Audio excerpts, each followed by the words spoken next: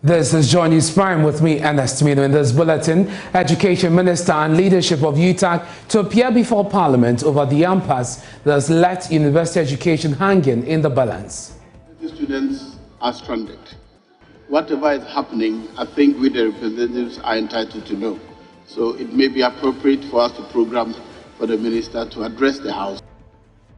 We'll hear from the Deputy Speaker and the Ranking Member on the Education Committee. Also, security agencies on high alert to deal with threats of a coup. We'll hear from the Deputy Defense Minister. Every Ghanaian living in this country called Ghana to go about their normal duties without any fear, because I have so much confidence in our men in uniform. They are prepared to protect this country. Meanwhile, convener of the Fix the Country movement charged with treason felony and remanded into police custody. Also here on Joy News Prime, heavy security at Lamishegu in the northern region following clashes between the police and the youth there, which has left one person dead.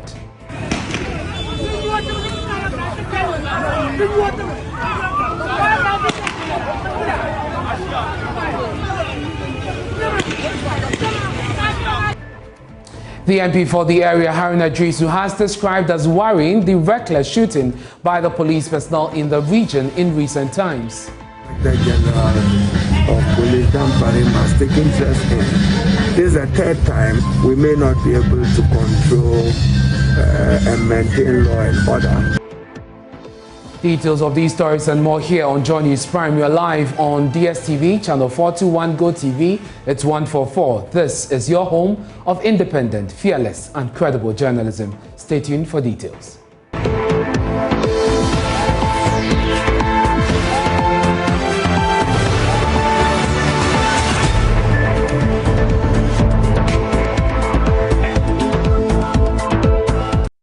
Hello again, thanks for choosing us. The Education Minister, Dr. Yaosei Duchum, and the leadership of the University Teachers Association are set to appear before Parliament over the impasse that has left university education hanging in the balance. Now, this follows a directive by the First Deputy Speaker of Parliament, Joseph Osoewusu, for the leadership of the House to summon them. The Deputy Speaker says the Minister ought to brief the House on steps being taken by government to address the impasse. He spoke after the Adenta MP Mohammed Adamu Ramadan requested that Parliament invite the Minister over the stalemate. Here are excerpts.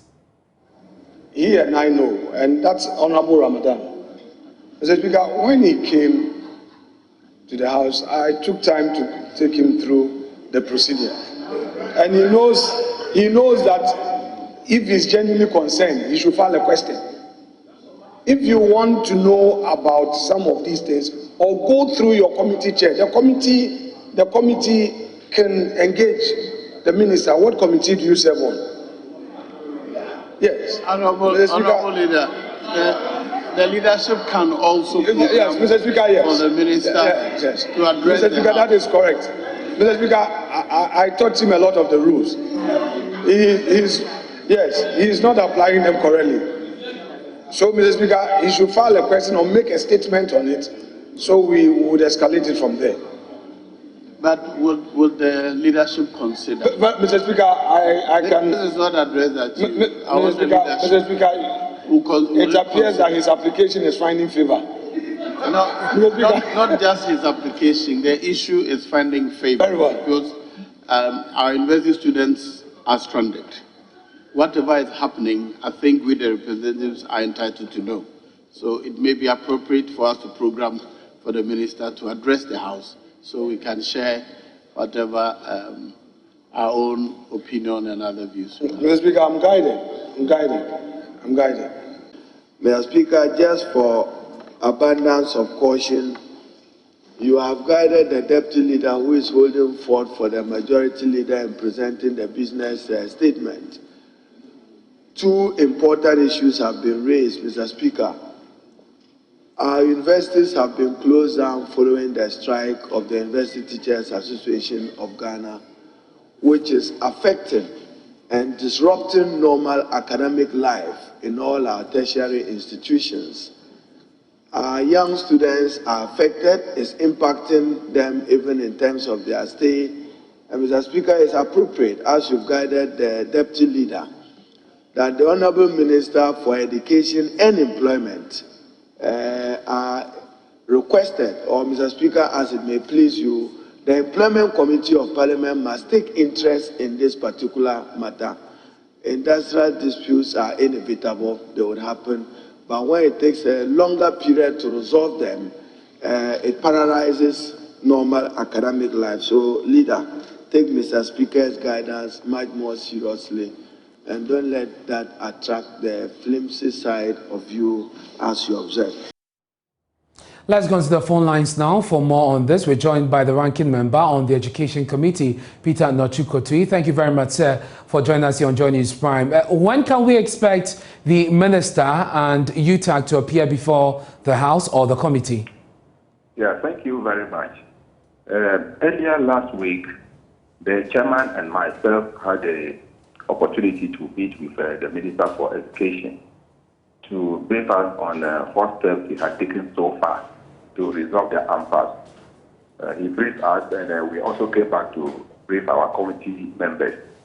And the decision was taken that we will have to invite the Minister for Education and UTAG to appear before the committee so that we can listen to both sides and see how best the matter could be resolved. Before on Friday during the business meeting also came up again. So the chairman and myself instructed the committee to write to UTAG and the minister to appear before the committee on Thursday, 9 a.m. This week. So it is our hope that when we meet on Thursday, we will listen to both sides and see how we can help resolve the matter. I'm just wondering if you're doing this with the Labour Committee as well, because I heard the the Minority Leader, Harry Idris, who mentioned that the Labour Committee must take interest in this.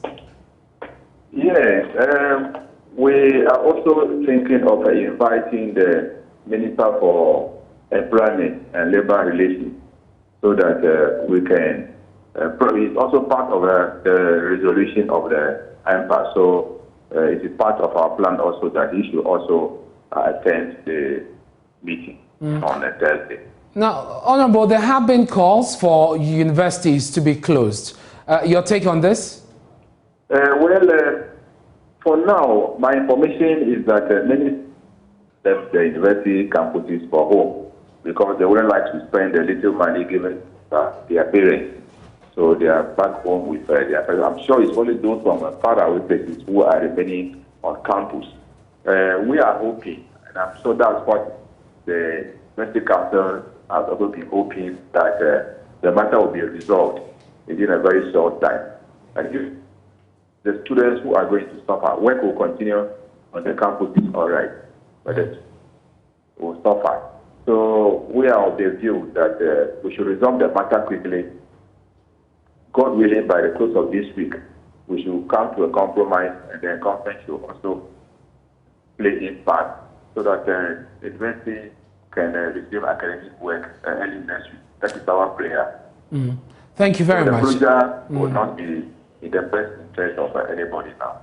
Very well. And we'll follow up on that meeting on Thursday in Parliament. Thank you very much. That's the ranking member on the Education Committee of Parliament, Peter Nochukotui. Let's go to Zoom now. Dr. Samuel Nkumban is the Legon Chapter President of UTAG. He joins us. Thank you, sir, for joining us.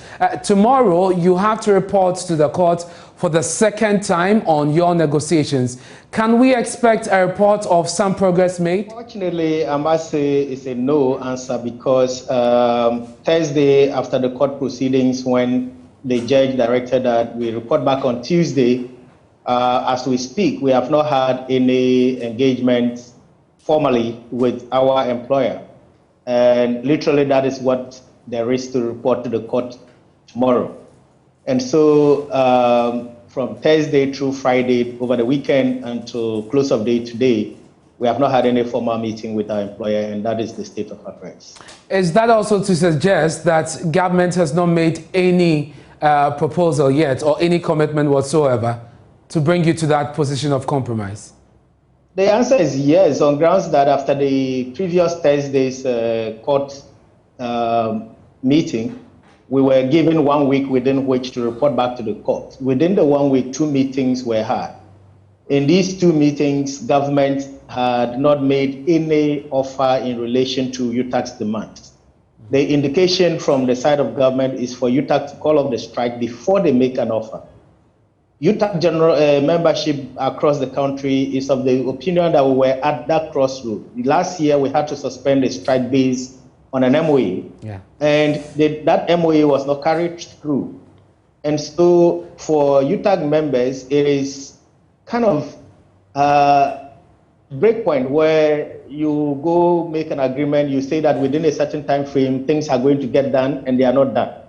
And so for us, the expectation was for government to have made some offers which would take to membership, for membership to consider whether that was acceptable in the interim for us to be able to come back to the classroom. Unfortunately, that is not what we have. And so that is what there is to report to the court. And so essentially, you're leaving this in the hands of the court, of the judge to pronounce on the legality or otherwise of your strike action. Exactly the point. And so there are 2 things. The court case particularly reflects whether or not UTAC's industrial action is legal or illegal. The second phase has to do with the demands UTAC is making of our employer to meet us by way of improving our conditions of service. And that is not what is at stake at the court. And so depending on the determination of the court, on the basis of the legality or otherwise, then of course we would take it from there and engage the other substantive matters regarding our conditions of service. Finally, Parliament wants to intervene on Thursday. We understand that the clerk has been instructed to write to you. Are you ready for this intervention and to meet with them? Well, UTAC has been magnanimous, and we've never refused to attend any meeting, except, of course, the ones that we thought were not appropriately called, so to speak. And so we have been at every single meeting called by our employer to try to resolve this matter. Unfortunately, we are not getting the kind of push that we expected from the side of government in order to have put this behind us several months, in fact, in the course of last year, let alone to get into 2022 for us to be where we are. And so any steps that any individual, any interested party seeks to ensure that we get this resolved, let me put it on record that no UTAC member is happy to be on strike. Reality is that we've gotten to that breakpoint where this is the option we feel is the way to let the public and to let Ghanaians know that tertiary education requires attention. Dr. Nkumba, I'm grateful that you could join us here on Joy News Prime. That's the Legon chapter president of UTAC. 2 other stories now. The Ghana Bar Association, GBA, has hit hard at the Member of Parliament for Medina, Francis Xavier Sosu, for suggesting that judges are partisan in the discharge of their work. Mr. Sosu joined the Yentia demonstration against the e-levy on Thursday, February 10, 2022, has said that judges who had become political in their line of work will be treated as politicians. Now, the GBA, in a statement signed by its national president and secretary, said it strongly condemned the Medina MP's comment. We have details of the statement by the GBA shortly, but first, listen to what the Member of Parliament for Medina, Francis Xavier Sosu, said. I am begging you, if you make yourself a political judge, you will be treated as a political judge. What it means is that when you become a partisan, when you become very partisan as a judge, remember that your tenure of office as a judge will run with the political party that you favor. Let that be very, very clear, because political power is very transient. Positions are not possessions. So people will come, people will go. Remember, His Excellency George Rawlings, when he was full of power, and they asked him, will you be ready to hand over power? He said, to hand over power to whom? Because when you are full of power, you forget that there are even alternatives. I remember when Kufuor came to power, they said by the time they finished with NDC, after 8 years, there will be no political power known as NDC.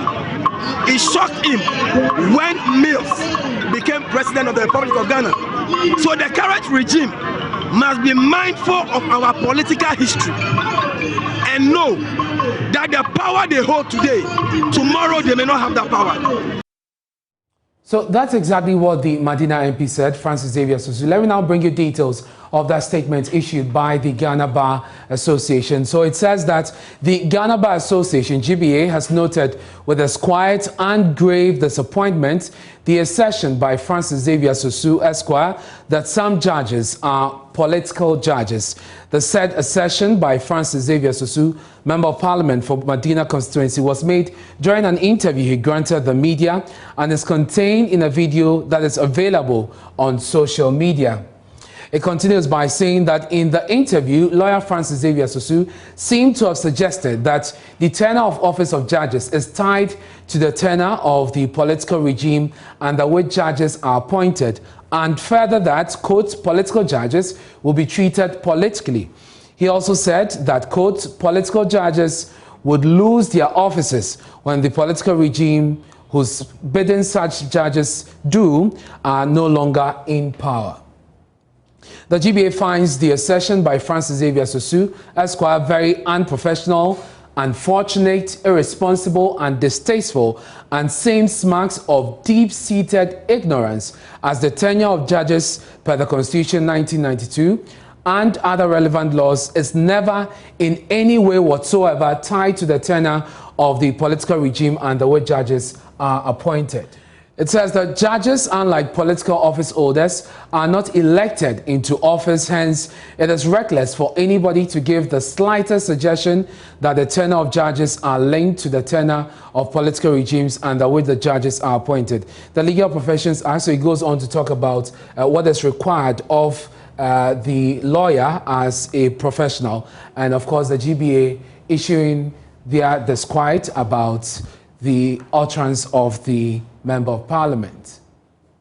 And we'll bring you the reaction of the MP when we have that. Away from that, the Deputy Defence Minister Kofi Amankwamenu says the security agencies are on the alert to deal with any act that threatens Ghana's peace and stability. He says threats of a coup d'etat should not be encouraged in any democracy when there are disagreements over government policies and decisions. He says such pronouncements tend to adversely affect the external image of the country. There's more in the following report. It is worrying, more especially when you have people who are supposed to know better talking or calling for coups. It is worrying. Sometimes I shudder to wonder if those who are calling for coup have really experienced coups in Ghana or in other countries within the sub-region. I don't think it is the way to go. Look, we have many people, we have people who support what the MPP government is doing. Much the same way, we have others who also have a different opinion. That is why, within the laws of Ghana, we have said that every 4 years we will go to the ballot. So if you like what the NPP is doing, just go to the ballot and then make that decision. If on the other hand you disagree, again you have the ballot to make that decision. We are not going to use guns to make that decision, no. And so it is worrying. We want to develop this country, and we can develop this country not through coups. No, we can develop this country by sharing ideas. We can always disagree to agree. We don't have to fight. That is why I thought it was in a bad taste when the General Secretary of the NDC said that if they want to make sure that whatever standing orders or the laws we have in Parliament work, and they have to slap for those laws to work, they will slap. For crying out aloud.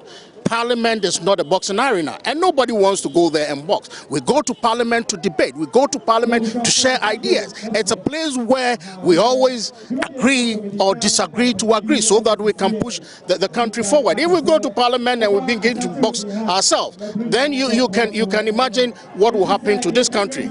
I will want to take this opportunity to ensure every Ghanaian living in this country called Ghana to go about their normal duties without any fear. fear, because I have so much confidence in our men in uniform. They are prepared to protect this country from those I will call the destroyers, the doomsayers, because for them, probably, I don't know what really they will seek to benefit from coup. But I believe, in all fairness, that majority of Ghanaians do not want that to happen. We want our freedom. If we want to make a decision so far as changing government in this country is concerned, we will go to the ballot box and not use the bullet. Now, it emerged that a complaint was filed at the police station against the Fix the Country campaigner, Oliver Barker-Vormawor. The complainant is said to have told investigators that Mr. Vormawor was inciting members of his group to engage in a coup. These are details from court documents that charged the youth activist with a serious offense of treason felony. Court correspondent Joseph Akable was in court as the activist was remanded into police custody. Justice is not served. Justice is not served. May the cause of this land rise. Everybody deserves the same treatment as a country. We want a new Ghana. That's the only thing we are asking for. A new Ghana.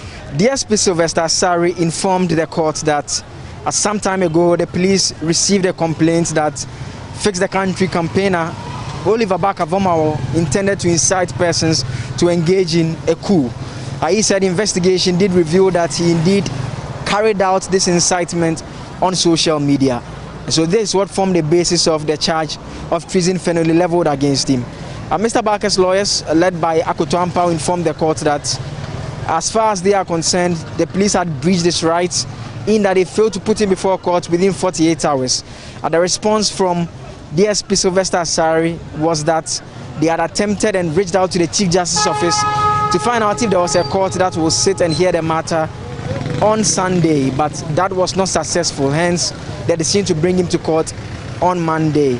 So Mr. Barker's request for bail was turned down and he was remanded into police custody to reappear on February 28. Some of his colleagues at Pitch Camp here have been sharing their thoughts with us. Yeah, it's so frustrating. It is very devastating what is happening in the country now. Ghana is a democratic country. We all admit to that fact. But what is happening now, Ghana is turning to be a banana republic. What is happening now is too much, okay? And the youth of Ghana, you can see from the people that Ghana is rising. The youth of this country are saying they are not happy with whatever that is going on. Akufo-Addo is the father of the land. And if indeed Akufo-Addo call us all as fellow Ghanaians, we have risen, and all we are saying is justice must be served. Coup does not mean you are going to vote against the government. They should go to the constitution, what they call the dictionary, and check the meaning of coup. He never said he's going to organize a military coup. Oliver Barker is not a military officer. Oliver has never had any military training anywhere. He just made a comment that he is going to organize an e-coup. What is e-coup, Mr. Bawumia? Which comments, Mr. President, haven't you heard in this country? All die be die, he said. You said it yourself. What is the meaning of all die be die, Mr. President? What is happening now in this country is sending this country in a ditch. Based on social media, you can use social media to judge someone. Because the state, some of them send the message, you know. I'm influenced, I'm mabo. Be a drug addict, collaborate me and send the message. And this Mr. IGP, say IGP, echo basic only on social media. Anyway, over Sure, thank you. Because thank you. So thank you. The state about sending message, you know. Who needs situation For joining news from the Ashaman District Court, my name is Joseph Akable. Let's stay in the courts. The family of Ibrahim Mohammed, commonly known as Kakao Macho, a killed social media activist or a social activist in Nigeria, has expressed concern over the arrest and subsequent remand of Oliver Barker-Vormawor, the convener of Fix the Country movement. Kaka's family is taking the arrest seriously, according to a family spokesperson, Nafi Mohammed, because Mr. Barker-Vormawor is not only the family's principal lawyer, but also a financial supporter. Now, according to Mr. Nafi, the family was in touch with Mr. Barker-Vormawor until his arrest. The family is not taking it easy at all. regarding his arrest. Actually, on that fateful Friday, I was in Accra waiting for him. So I had a call from him that he's coming to Ghana, so I should meet him latest around 6 p.m. So I was in Accra that fateful Friday, only to be told by Felicity within the evening that he has been absconded by police or an armed man. Although he has never appeared in court regarding our case, but he leads the cause. All the lawyers are aware that he is their lead counsel. So the family is not taking it easy, but as there are other lead counsel with him in the Fix the Country. Now, the Northern Regional Security Council has directed that pathologists conducting a post-mortem on 14-year-old boy who was allegedly shot by the police at Lamishegu following a clash between the police and youth there. 4 persons were also injured and are currently receiving treatment at the hospital. The clash occurred when police attempted to arrest a man who had refused to stop and fired gunshots at him. It all started with an attempt by the police to arrest a 24-year-old Rahman Jabir for driving an unlicensed vehicle. With total disregard for tradition, they invaded the Lamashegu Nas Palace, firing shots after they had shot Rahman. This angered the youth, who said it was not the first time such disrespect had been shown to a traditional authority in the area, leading to the violence. In a split second, some people were hit, including an 18-year-old junior high school graduate, Abdul Hakim Yakubu.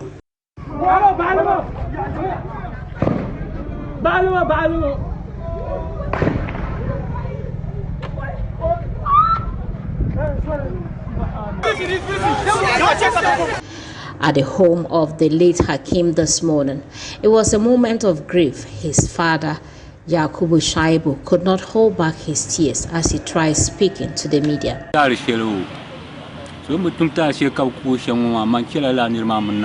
He did nothing wrong, and once he didn't do anything wrong and they killed him, I leave the matter in the hands of God. If it's power they have exhibited, for me, God is the owner of absolute power.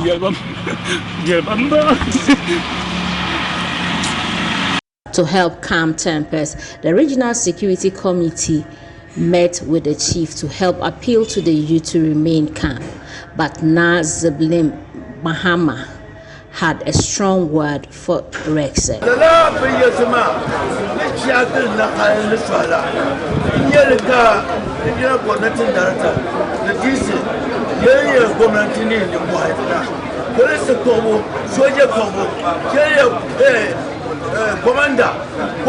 Allow the police conduct their recruitment independently, just like the military. It is the protocol, and politics is destroying the service, so let this be the last that they will kill people in the area. 1 person was killed and 6 injured. We will not forgive them for killing 1 person and injuring 6. The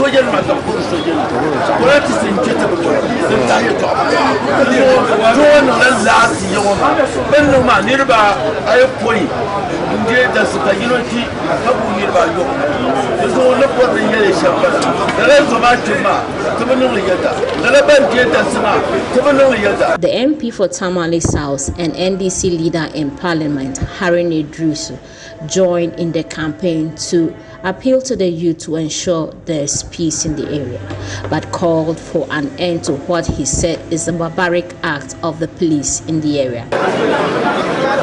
What happened yesterday is the third of its kind. We saw it happen in Changli by the police take the law into their own hands. We saw it in Nakwanzo by the same police, unprofessional police, take the law into their own hands, and we saw it yesterday.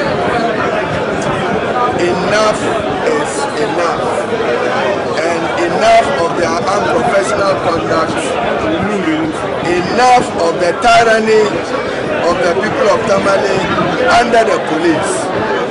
It is a sacrilege when persons empowered and mandated to keep law and order. Martina brought us that report. Let's get more on this. We're joined on the line by the Northern Regional Minister, Alhaji Shani Al-Hassan Shaibu, who has been providing details of the outcome of the RECSEC meeting Monday. Thank you very much, sir, for joining us here on Joy News From. You visited the committee this morning. What are the preliminary findings you can share with us? The preliminary findings is that 5 persons are in hospital. 4 of them minor conditions, but the other one is in severe condition. 1 life has been lost. And even after this evening's meeting, the police were at the hospital again to visit the injured. We took a lot of decisions that would help calm down the situation in the metropolis. Can you share with us? One of those decisions is for us to have an independent inquiry, not just the police inquiry, because the trust of the people in the police is waning, and we need a more dynamic committee to be able to do this investigation so that we can have a proper or an adequate conclusion to these activities of the police, which is always a worry to the citizens of Tamale. The other issue is that we have appealed to the people to be calm so that we can have a good atmosphere to conduct this investigation. We have also invited a pathologist to do an autopsy on the dead body, a 40-year-old Hakim, whose body is still at the morgue, so that we can ascertain the right results from his death. This will help us deal with the matter judiciously and know what to do or what steps to take next. Which body will conduct this independent investigation? Well, a committee, we propose that a committee will be set up that would include various bodies that we think that would give us the desired results, but not only the police, because similar activities had happened. Investigations instituted by the police happened, but we haven't heard any results that is coming from those 2 investigations that were sanctioned by the police. This time around, we think that the police should not be the ones to do this investigation, even though the police may be doing their own investigation. But we want an independent body to do this investigation so that we attain the truth of whatever is behind this whole police brutality that we are always experiencing in Tamale. So which persons will constitute this committee? That is the decision yet to be taken by RECSEC after tomorrow's autopsy reports. Very well. Now, the chief of Lamishegu made some demands. What is being done about them? He wants punishment, among other things, for the police officers. That's what I'm saying. May I also use this opportunity to commend the chief of Lamishegu for the timely intervention that he put in. But for his presence but for his actions, somebody would have been a different place. And we want to use this opportunity to commend him, even though we had done that this morning at his palace. I still want to use your medium to still commend him for all the efforts that he has made to make Tamale calm. And his suggestions will be taken on board. And that's why we say that we want to institute an independent body to do this investigation so that we would satisfy his request. Not just his request, but the request of the wider body, because it's worrying. It's worrying. This is the 3rd time that we are experiencing this police brutality, which is unacceptable.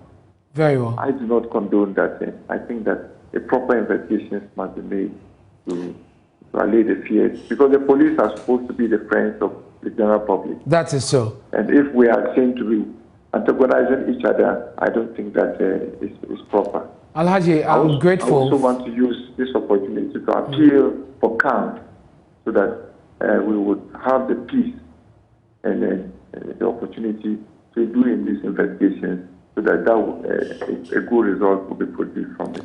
Thank you very much. That's Alhaji Shani Abdullahi. He is the Northern Regional Minister. Join us on the violent clashes at Lamishegu. We'll follow up with the committee and the autopsy and bring you details right here on your most credible news source, Joy News. This is Joy News Prime with me, and it's been coming up in business. Government is being asked to use improved revenue from crude oil exports to cushion consumers.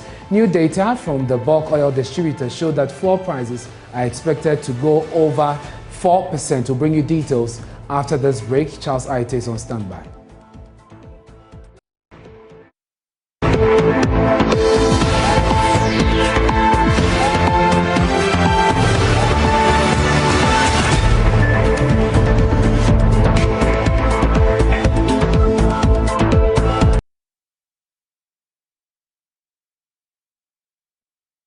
Tonight on Business, government has been asked to use improved revenue from crude oil exports to cushion consumers. New data from the bulk oil distributors show that fuel prices are expected to go up by over 4% per litre from Wednesday.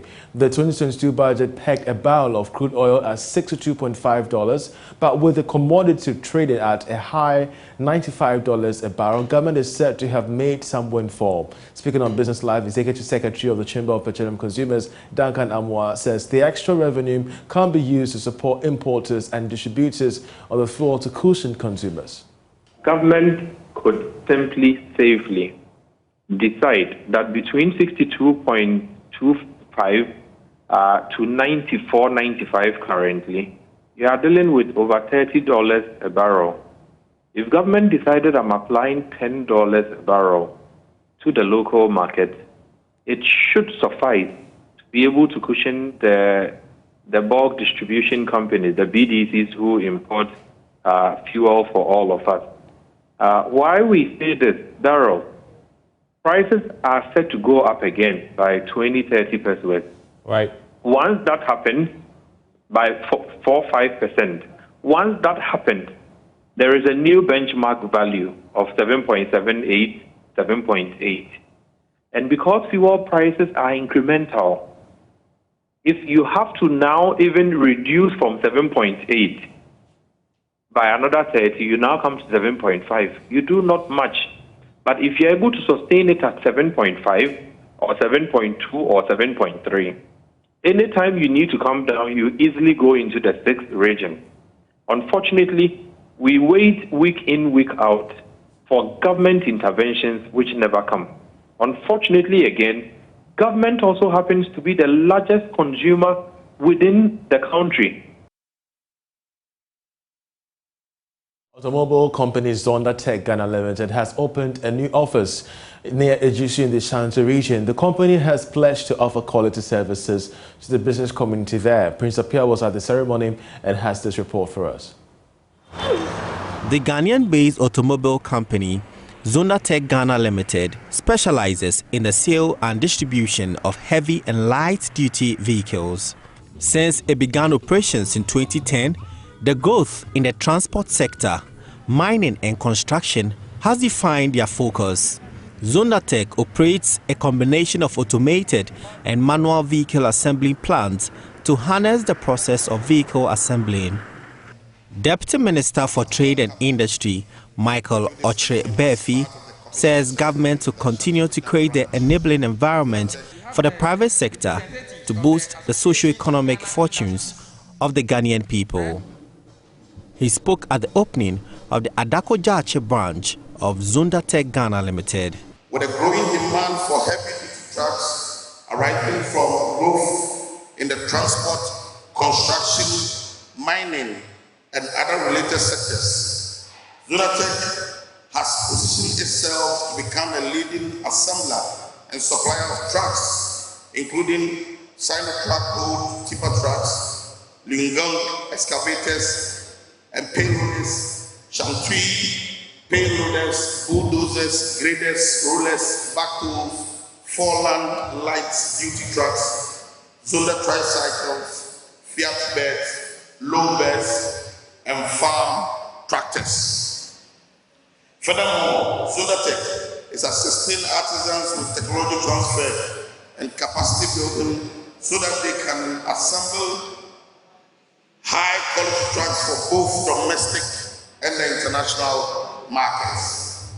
I wish to underscore the fact that the expertise of Zunda Tech Ghana Limited, the reputation of the durable trucks market know-how, and timely delivery of service to meet the requirements of its customers has positioned the company as a major competitor in the transport, construction, mining, and related sectors within the economy. Yang is the managing director of the company. Kumasi is not only known as a mining zone, but also as a manufacturing hub. So our machineries, our trucks, it can satisfy the need for the mining area and construction area, and also our light trucks can satisfy the manufacturing hub. And in the meantime, we have the pickups, so it will add to the life of our Kumasi people. So today, it is so important for Zunda because it marks a milestone development for Zunda Tech. The Adakojachi branch is expected to create direct employment for 45 people and indirect jobs to hundreds. Chief of Adakojachi, Nanakwesi Bosompem III, is happy about the employment opportunities so far, but wants more to be generated. The people of Adakojachi and its environs are grateful for this development project on our line. I therefore make this passionate appeal to the management to consider the youth of Adakojachi during employment or engaging workers. This I mean, both skilled and unskillful. Branch manager Inokose Tutu assured the business community in Ashanti region of enhanced services. Our passion for this region in terms of growth and service is nothing short of excellence. In a region that plays a pivotal role in the development of the country and that which has so much diverse areas, is known for its production in manganese, bauxite, various agricultural commodities such as cocoa and yam. We are more happy to be here to provide service for your various areas of trade. Prince Apia reporting. Now, after 13 weeks of great entertainment and lots of heat in the kitchen, Ghana's biggest cooking reality TV show, #Galicious Ghana Cooks, has come to an end. There is more in this report found by Beverly Bro. The Benyon family has emerged winners of the season 4 of the Galicious Ghana Cooks competition. The bit of competition from the Sima sisters to win the ultimate prize. The 4th edition, termed the Family Battle Edition, started with 12 families keenly contesting for the 20,000 Ghana cedis cash prize. However, 2 families, the Sima sisters and the Benyon family, made it to the grand finale. Delivering a speech at the ceremony, Commercial Director for Promasidol Ghana Limited, Samir Sandao, said the food industry has a huge economic potential, hence the need for culinary companies to introduce initiatives to boost the space. The food industry has a huge economic potential with variety careers prospect. As such, it is important that brands like ours give back to communities through initiatives like this and others. As a leader in the culinary market, we find it imperative to lead the discussion in growing catering talents and equally provide opportunities for their economic empowerment. Degree lead for culinary Eva Njiru emphasized that Promasidol will ensure that winners get adequate support to realize their dreams. As we've done previously with all Galicious winners, they've been our brand ambassadors. So anything that we are doing as a brand, they come and support us as well. So we don't leave them out to just be on their own. We carry them with the brand so that because they are actually our brand ambassadors as well. So we ensure that whatever dreams that they had, somehow we are able to support them, not just by winning the cash, but what else can they do to be able to be those culinary experts in the Ghanaian economy. Meanwhile, Chef Joe Wilson Tete, hospitality consult and judge of the show, noted that competitions most often than not triggers the artistic being of people. When people are put together in the competitions, I think it triggers their creativity and their indulgence in finding new ways. You know, we are used to cooking monotonous one way, if it's not PC, the wachi, the jollof monotonous.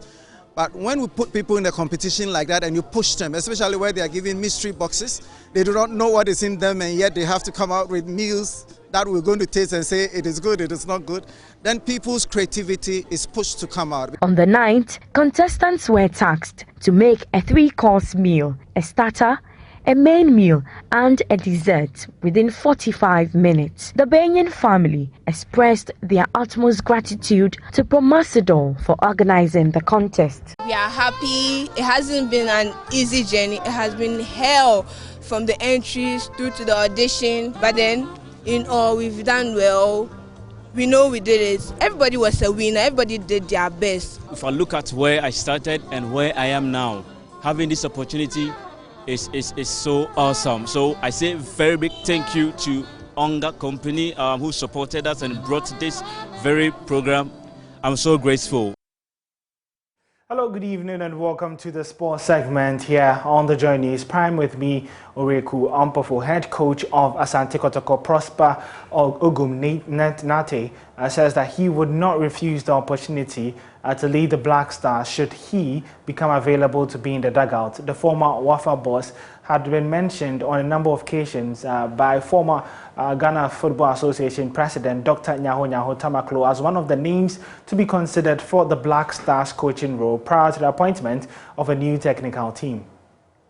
I think probably he sat from afar, he's seen what I'm doing, and per his astuteness, I mean, we know him to be following football over decades. I mean, so many years as a seasoned football administrator. So I think per his experience and per what he's seen about me, and being there as a former FA president and with the Black Stars, and knowing what the dynamics of what goes in at the Black Stars, probably that is making him to take that informed decision about me. Is it a job you are eyeing? I mean, it's a national call, and when the day comes and I'm available, I think once it's national duty, we all rise up to the call.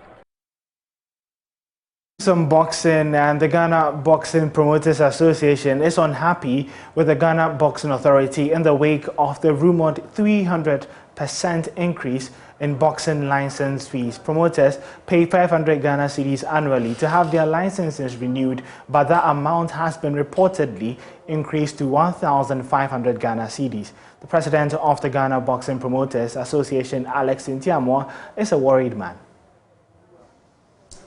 There are rumors that the fees have been increased over 300%. We are just coming from COVID. It's very hard even to get by with sponsors, and we are coming out from COVID. What informed the decision of the increment? Intentional. It was intentional because the GBA want to get the promoters out of the business so that they can connive with IMAS to monopolize the promotional space. And this is worrisome for promoters because we have held the fort for boxing in Ghana.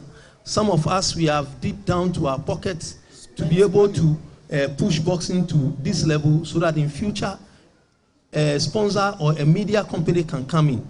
In this case, we because we've not gotten the fees, we assume that the old fees are still in force. And so some of us, even if you go to the GBA today to do transaction, if the president is not there, you cannot do any transaction. Per the GBA constitution, per the constitution, the secretary, the general secretary is the head of the secretariat. He runs the day-to-day affairs of the GBA. Today, when you go there, I went there yesterday to pay to renew my license, and I was told by the acting secretary general that the receipt has been locked in the president's office, and so he cannot do. He has no jurisdiction over those things. He has no power over those things, so he cannot do anything for me. For me to see that they have given out a press release, putting us as people who are not in good standing. So I went to the bank this morning to pay into the GBA account and deposited the receipts to an official at the GBA office. And to my surprise, I learned the president took the receipts and he threw the receipts out from the office. And he went to the bank, the ADB, to instruct them that they should reverse the monies that I have paid, the money that I have paid for my license renewal. Where is this done in the world? Of which even the ADB officials came to me that I should come and collect the money. And I requested that they put on paper that this is the instruction that the president has given out. Well, that's how we wrap up the sports segment here on the Joy News Prime. You can get some more sports stories on myjoyonline.com/sports or follow us on social media. My name is Ore Kwampofo. If you're watching us on Joy Prime, it's goodbye, and we'll see you again tomorrow, same time again for the news. But for those of you enjoying news, the news continues right after this break. And Becky is here with the latest in the world of showbiz. Becky? Happy Valentine's Day to you. Thank you. But we were to have gone on a date today. We agreed we were going to go on a date today. Yeah. But that date is cancelled because yesterday you were at Diana Hamilton's program without me. And I'm very angry. And so the date is cancelled. What do you have for us? Tell us. I just want to hear the news. Oh, baby. Why would you treat me like that on national television? Why? But why should you go on a program like that without me? Okay. I'll tell you about the program. Okay. But I want to ask you what love means to you, since we're, sort of a TV item now. Well, love is everything. God loves us, so we all love. I mean, the greatest of all the commandments is love, and so yeah, it's important. If you don't love, I don't know what else you can do, but you definitely must have some love in you. So at Diana Hamilton's experience yesterday at the Perez Dome, I asked a few celebrities about what love means to them as we celebrate Valentine's today. Love means a lot to me, knowing that Jesus Christ is love, God is love, and as a believer, we should always live in love, loving everybody. I think that's basically it. Love is patience. Love is kind, love is pure. And what I want to tell everyone watching me is that have love. God is love, and He taught us to love our neighbor as ourselves. So whatever you do, let love lead you, okay? It will help you. Love is simple. You see, I keep saying that telling somebody that you love them is so easy. But I want to see after the person has maybe bad-mouthed you, has stepped on your toe big time, you can tell that this information that is going out is a simesipa who is saying it. And yet still the Bible says that forgive and love the person. If you are still able to come close, embrace the person, that's what I call love. We should love one another, not the one that you know alone, but anybody you meet on the street, show love to that person. I mean love, which is genuine. And if you're showing love to someone, let it come from your heart, because these fingers are not the same. Giving without expecting. I say this. Jesus gave, God gave Jesus without expecting us to love Him back. He keeps loving. And so it's very important that you should love without expecting. Loves you more and more. And when I'm Mrs. Sakano, Valentine's Day, no, and yet time, ye did ye near my basa, Nimum, ye or drum my young who send ya Yesu Christo, obewu my yeno, and nunsino or your draw. So Yesu Christo not on no yanya, and call me woo. Na yam wanna send you we love every day. As Christians, we are supposed to love our neighbors as ourselves. We love them. See, love is love. That's all. Love is love. Love is love. Love is love. So And as you missed Diana Hamilton's experience. Yes, I did. I followed, you know, a bit on social media. I think it was well attended, and I think the performances were also good. Yeah, so for those of you who missed it, here you go.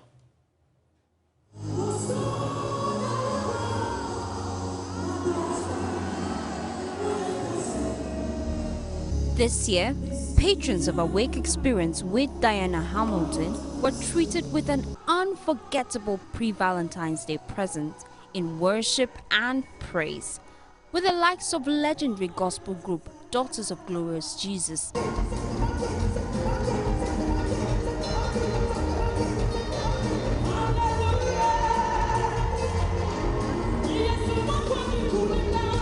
Efe Grace,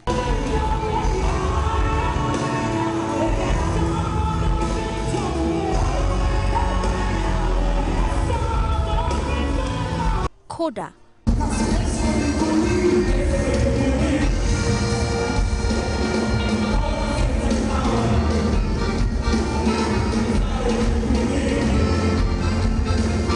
Mami Adjoa,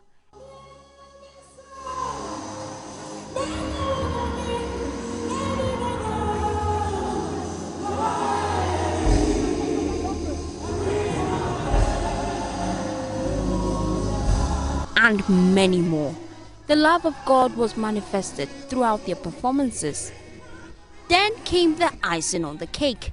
Diana Hamilton made sure that the angels of God came down to worship and praise him for his unconditional love and grace. Said, I trusted he who has called me.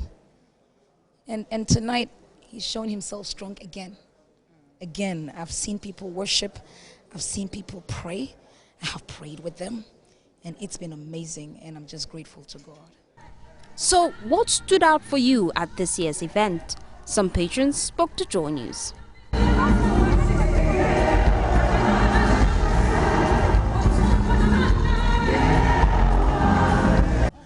Being on the stage was a dream come true, and I mean, it's everything I've ever dreamed of. Being on stage with, or sharing the stage with Diana Hamilton it's been a dream come true. That's all I can say. And oh my gosh, it was such a blessing. I mean, personally, I was so much blessed, you know. Mommy Diana is a blessing. To the glory of God, we are always happy and humble after we have finished ministration, because the Lord has never disappointed us. We had to sing along to our songs and everything. And from ministration, from Shay, from Efe, from Daughters, everybody was super on point. It's been excellent. It's been awesome. And we felt God's presence here. And to be able to fill this auditorium, it takes God's doing and God's presence. Experience, trust me. I've been my basa, so wait there at the year to her anointing say flow and kasa. Like, you know, she's really gifted. I wish everyone in this nation could experience her, like face to face, not on radio, not on TV or anywhere. I wish, and it's my prayer that next experience, Jehovah will make a way for her to hold this at the stadium. Indeed, this year's Awake Experience was fascinating. Can't wait to see what happens next year.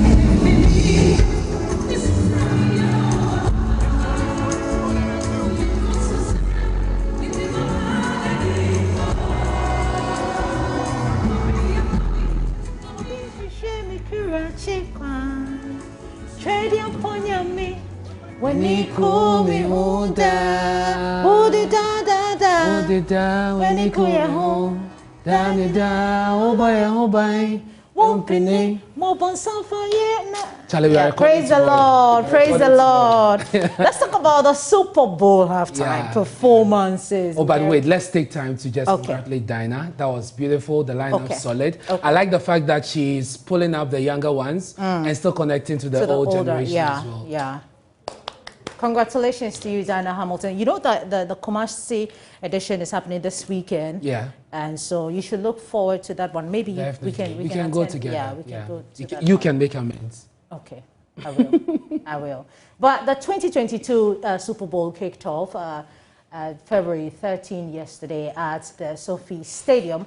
and audience got thrilled with performances from artists including Snoop Dogg, Mary J. Blige, 50 Cent, among others, Kendrick Lamar, Ernest. And so if you miss all the performances that got everyone talking, even in the news show, we were actually talking about it. Producer Bla was talking about it. If you missed all those performances here, that was like a legend's performance, you know. I tell you, 50 Cent, Snoop Dogg, Dr. Dre. It's Mary's energy for me, because she's past 50, I'm sure. 50 plus, and she's doing that. And the creativity, I mean, this was fabulous. Ghanaians will take a cue from this. We are learning, please. Yes, please. Thank you. Thank you. That'll be all for showbiz. Thank you, Becky, for bringing our showbiz. We have more stories for you right here on Joy News Prime. Stay with us. Thanks for staying with us here on Joy News Prime. The Ministry of Lands and Natural Resources says it will not hesitate shutting community mining sites, employing the services of foreigners in the activities. Sector Minister Samuel Abujinapo says enforcement of laws regulating the community mining scheme will be led by the regional and district security councils. He emphasized the scheme is a reserve of indigents of communities with the mineral deposits. Nana Ojima was at the first opening of the 50 community mining sites to be developed later this year and filed this report. Already, 7 community mining sites have been inaugurated in the country, with 50 more to be done this year. The community mining system is set up as an alternative livelihood for illegal miners, following renewed efforts in the Galamsey fight. It is said to be a miniature of large-scale mining firms. Under the system, the government, as owner of gold deposits, invests in a mine through interested business individuals. Locals with interest in mining are then registered and authorized to mine their allotted concessions under certain safe conditions. Minister of Lands and Natural Resources Samuel Abujinapo explains that the government is committed to ensuring the success of this program. This community mining scheme is and must be for the community, must be for the people of Tokwai, it must be for the people of Asante Akim. Foreigners are not allowed to participate in this community mining scheme. Now, if that were to happen, we will revoke the license immediately. If one foreigner is found working in this mining operations, the mining lease or mining license which I have signed as minister will stand revoked, and will revoke it. Under this operation, office structures, first aid facilities, washrooms, among others, are to be constructed for the miners. A mining committee will be constituted to oversee the work being done in these mines. Mr. Jinapo believes this will help deal with environmental challenges associated with illegal mining. Regional Security Council, Municipal Security Council, and District Security Councils, they are now the fulcrum around the enforcement regime in respect of mining in our country. Bibi Tochima, Ubi Be Galamsey Waha, Ubi Be Boapo Waha, and now Muye Jumano Kranase and Fana Kwanswa, MC, Wadaroma, Medeshawansa, Se Ubeshe, Ama Bibia, Koso Kama. And then Tosso a Chatua Kra, Yababe District Mining Committee, Ewaha, and Che, Yababe District Mining Committee. No, my boy, Municipal Security Council MC, no, Masha say, Community Mining Scheme, a Koso Kama. Meanwhile, the ministry has inaugurated 2 of the community mining schemes at Tokwai and Kunsu in the Ashanti region. It is expected to reduce unemployment and improve the economy in these areas. Nani Aljimen's report read to you. Now, talking about lacing the boots and getting to work on the field, that's what MD of Ghana Post, Bai Sosekufor, did on Monday to show love as the world celebrates Valentine's Day. Riding the Ghana Motor Post, Mr. Osei, who delivered gifts to notable personalities in the capital, Accra, was with my colleague Anodame, and here's a report read to you. From office to office, the Postmaster General handed branded gifts to heads of institutions and their staff. This move is to ensure his vision to revamp the company is realized. The Ghana Post has, since the introduction of the new MD, seen some drastic changes including prompt delivery of services and staff motivation. Many have commended them on social media, and that seems to be fueling their urge to keep excelling. There was a stop at the office of the First Lady, Rebecca Ekufuado. So thank you. Thank you so much. Thank you once again, and God bless you all. Thank you. Communications Minister Ursula Owusu Ekufo was full of excitement for the work done so far. Chief Justice Kwesi Enini-Yeboah spoke of collaboration with the Ghana Post in the delivery of court documents across the country. Commissioner General of the GRA charged the Post Office to observe current trends in post delivery across the world and emulate some if they are applicable in Ghana. A lot of things are changing, especially when it comes to the post communication. And it's important that you quickly change alongside, and you see the opportunities that are there. So there are, when things are moving from the normal post to other types of communication, and you move along, there might even be better opportunities than we knew before. Information Minister Kojo Opon Nkrumah asked his colleague ministers to patronize the services of the Ghana Post.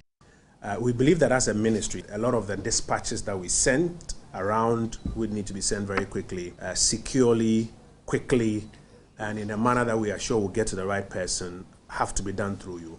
And we'll encourage our colleagues across ministries, departments, and agencies, and even in the private sector, to employ your services when it comes to speedy, secure delivery of parcels and the necessary confidential items. Mr. Osei Kufuor is hopeful the initiatives being embarked on will bring on board many new clients for the post office so as to generate revenue and also increase visibility. We are running a promotion alongside it for the whole month of February. Everywhere in Accra, we pick and drop up for 20 Ghana cedis just to express people. It's also for Ghana Post to also show love to our audience and of course our customers who have patronized us over the years. For Joy News, I am Hannah Odame.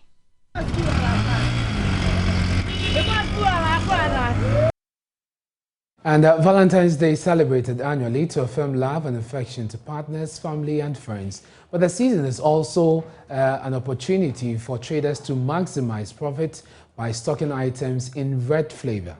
Anita Sewajuga reports that chocolates are featuring prominently in the sale of Valentine products in Kumasi. Apart from red clothing, flowers, teddy bears and wine, chocolates are among the favorite items of gifting among Ghanaians in celebrating Valentine's Day. Since 2007, Ghana has celebrated Valentine's Day as National Chocolate Day to promote the consumption of chocolate and other cocoa products among the population. The idea has caught on with Ghanaians as many buy chocolate and other cocoa products for their loved ones. Adjoa Benedicta, a trader, is cashing in on the season by selling chocolates. The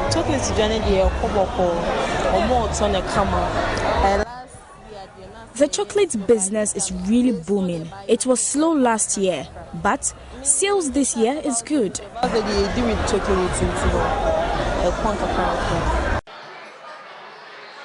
Other traders say customers often request the inclusion of chocolates in Valentine hampers.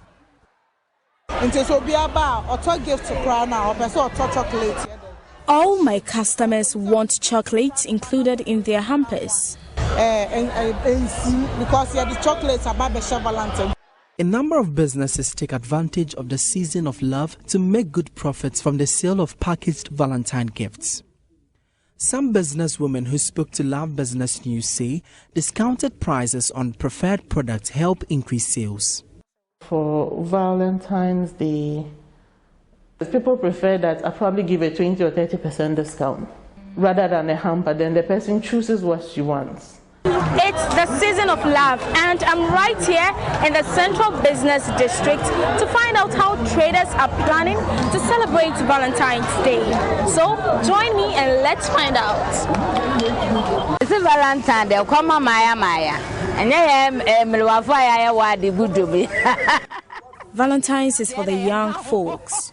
na ekwato to ade amema ye boys ne ye girls ye nzuzu ya walwale awie nti em fa Valentine mimi hu bi sada say dia aso Valentine. I have never celebrated Valentine's Day. Obi di ne boy obi ni kunu apie mi hu bi da Valentine say ato ye dwom ye di ne dwom say odofo de ebu a chocolate. We will celebrate the Valentine's Day in the markets. And that's a wristwatch. No matter you take to buy it for me, I will collect it because I know any force to say ABR for ABM. How are you celebrating Valentine's Day? Well, love is in the air. For Joy News, Anita Sewa Ajuga reporting. In the Oti region, Cocoa Board visited cocoa farmers in the Lolobi community to celebrate the day. Peter Senu was there. We should thank Cocoa Board for having brought us this for the first time. We have a problem here. The problem is that the inputs on time, and then certain implements are also not available, like pruning, spraying machines. We wish the Cocoa Board actually to help us promptly in getting these things at affordable prices, those who want to have it. Secondly, we remember that 65 years ago, during the first regime of Kwame Nkrumah, we understood clearly that cocoa chocolate was very good for, first of all, the brain development and physical development. This thing was started. Some of us enjoyed it. Weekly, there was regular distribution of chocolate to school children. But successive governments, couldn't continue with this policy. So we wish very much that this government actually revives this very actively. You know, their parents, they produce the cocoa. But most of the time, the parents don't serve them the product of the cocoa at home. Therefore, we want them to have a feel of the product.